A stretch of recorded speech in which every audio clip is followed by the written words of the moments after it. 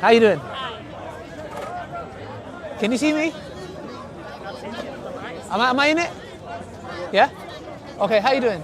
Can I get a chair for your husband? Is it your husband? Yes. Okay, can I get him a chair?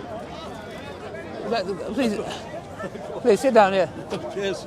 Yeah. What's your name? Andrea. Andrea, how you doing? Yeah, that's good. My name's Ali. I'm gonna do something surprising today. Okay. And what I'm gonna do is I'm going to shake your hand. Right. And I'm gonna tell you why I'm doing that. And hopefully the context wouldn't make you feel a bit uncomfortable. So firstly, I'm gonna shake your hand. Okay. Now, the reason why I'm shaking your hand is Islamically, as Muslims, we are not allowed to shake opposite gender's hand. Yeah? Your name was, sorry? Andrea. Andrea, my name's Ali. So now, that depends, because in Islam we believe in prevention is better than cure. Right. Now, this does not mean that when I shake a young lady's hand, I'm going to be getting all kind of ideas in my head. Yeah? Now, we believe in God Almighty. And God Almighty tells us that He knows us best. How He created men, how He created women. The weaknesses of men and the weaknesses of women. So, we are also told that if, for example, somebody is at a certain age, that it is okay for us to shake their hand. So, for example, like you said, like for example... So I'm an old biddy, I'm fine. No. You look young. But the thing is, there's people that you deem, for example, that are a bit, like you say, a bit older than yourself. Right. Yeah. In that context, it's not. That's why I shaked your hand. And a lot of people are going to be like, "The hell's going on?" Now, the reason behind that is because have you heard of there was a whole scandal about Me Too. Right. Hashtag, yeah. So there was these rape scandals and stuff that was happening. Yes. Oh, so sorry. Sorry. Yeah, I'll hold it. Yeah. So there was a whole scandal going on. Yeah. Right. Now that all arises from things that were happening in the workplace, women that were being sexually abused in schools, variety of different places. So different people. Bit different from shaking hands, though. Of course, definitely. Now, what happened was there were certain regulations that are now put in place in workplaces, yeah? Right. So, for example, from what I've heard, that they say when a man and a woman is in a room Right. and discussing something, the door should be open. Right. Certain regulations. Now, in New York, I can't remember where, I think it was a specific building where they do trading. Even there, they say to touch a woman as you're talking to her, let's suppose, for example, and touching her knee. Right. So these things were seen as some women were coming out and saying, "I'm uncomfortable with that. I do not like you to touch me." So there was a whole scandal about a couple of months ago where they were discussing this. What is appropriate? For example, touching the knee. Do you not think that they've taken it so far? Because as I was growing up, Yes. and I've known my husband from school, Yes. that's part of... Oh wow, you guys have been together? No, we've only been together for a year, but we were together at school. 40 years for her to marry I wouldn't go We out believe with in, we him. believe in destiny. You was meant for each other. But the things of like touching, when we were at school, say I handed him an eraser, a rubber, Yeah. he might hold my hand longer than he should have done. I'm sure he would. Well, in our society that says, oh, he's interested. It's not the case for me to have been violated. There's no cut-off point and there needs to be. 100%. But I think like Muslims not shaking a woman's hand because it might be interpreted, I think that's too far. It's... Okay. I respect where you're I coming didn't think you'd shake my hand. I'm really surprised because I've watched you. Yes, The other yeah. gentleman wouldn't shake a girl's hand. Yes. So now, the reason being is because, you see, we believe in prevention rather than cure. Now, the reason why Islam legislates that, and this goes with Orthodox Jews as well. If there was a Jewish man here, you ask him to shake your hand, he may not do that. And if he's an Orthodox Christian person as well. Now, we believe prevention is better than cure. So, be it alcohol, be it drugs, be it intimacy before marriage. We believe these things lead to things that internally affect us. So that's the reason why Islam says, look, alcohol, God Almighty tells us in the Quran, there is some good in it, but the harm outweighs the good.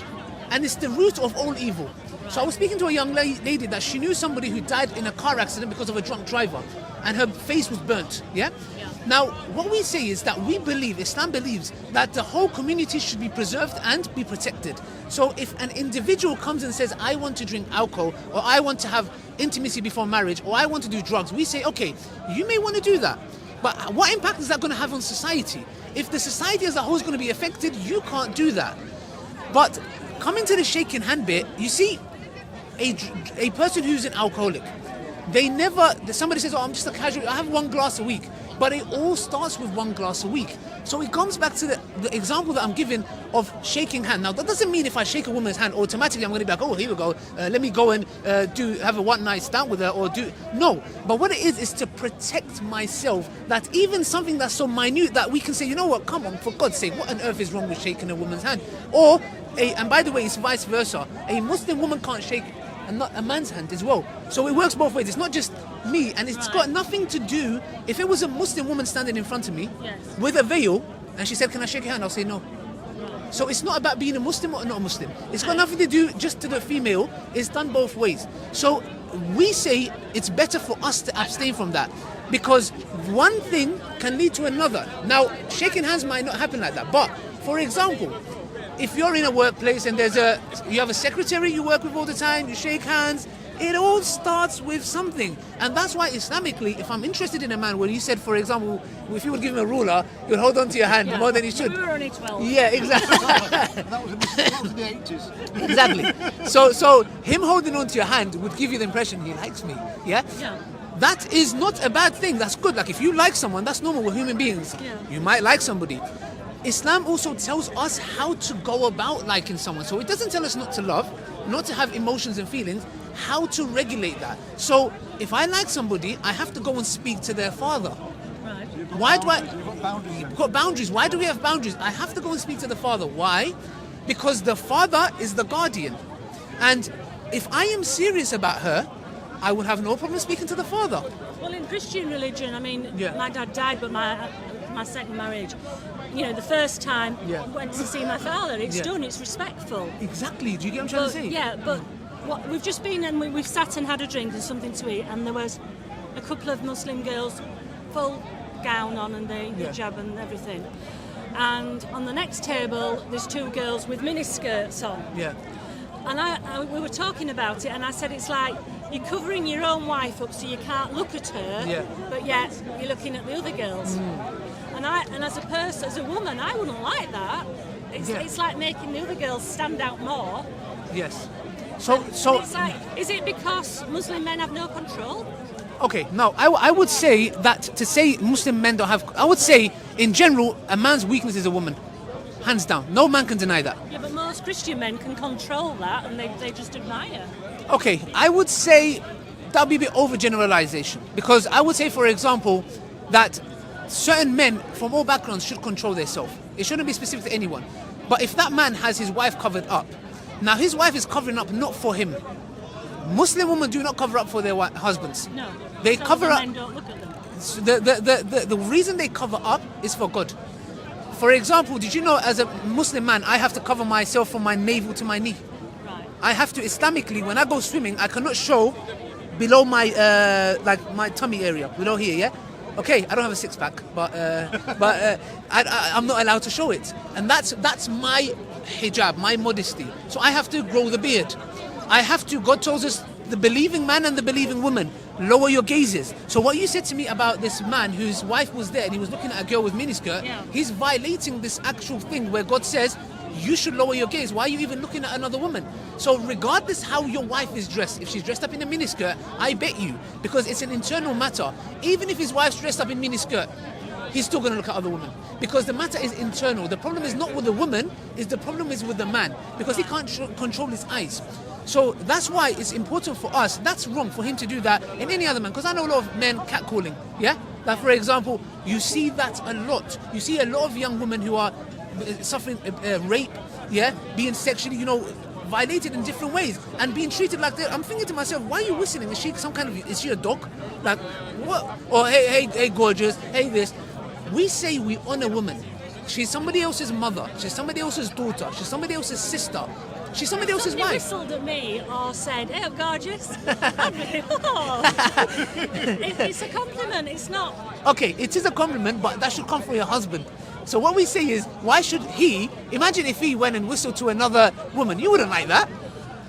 He has been trying to get me to go out with him for 40 years. Well, and I've been married. I mean, I'd bump into him and he'd say, "I still want you. I still want you." Okay. When I find myself on my own, I know that he wanted me. We get together. We're great. We're happy. Okay, so it's worked, and it's done no harm. Of to course, but anybody. I think the way he could have maybe, like somebody could go about it is, wait if the marriage doesn't work out and approach and say, you know what, I've actually really liked you for a long time, and I'm sure that could have worked as well. Hello, you okay?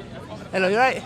So that would have worked as well. But the thing is, it's there for us to be like honourable, because we want to treat each other in an honourable way. So that's the reason why when I like somebody, I have to go to the father. Why? Because I'm saying I'm serious about you.